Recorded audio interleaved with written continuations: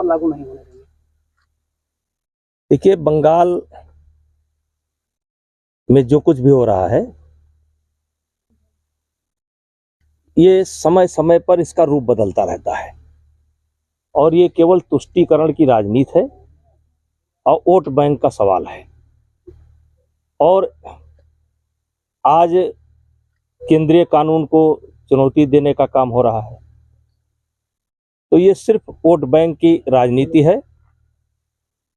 और बंगाल में ये तुष्टीकरण की राजनीति ये आज से नहीं, आदि से है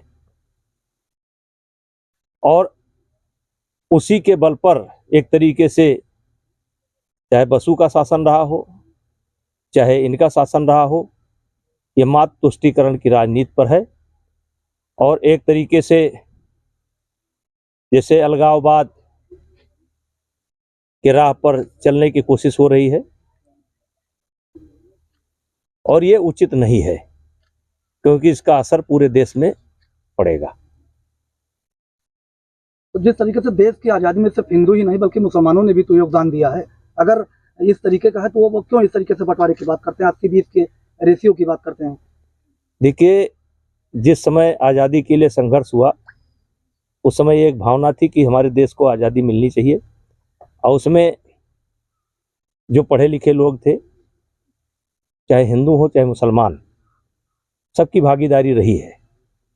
लेकिन हमें ये नहीं भूलना चाहिए कि उसी आज़ादी के संघर्ष के दौरान ही देश की बंटवारे की बात शुरू हो गई थी और जिन्ना जी का एक प्रस्ताव आया था और जिन्ना जी के बहुत बयान हैं, उसी आधार पर जो है देश का बंटवारा हुआ।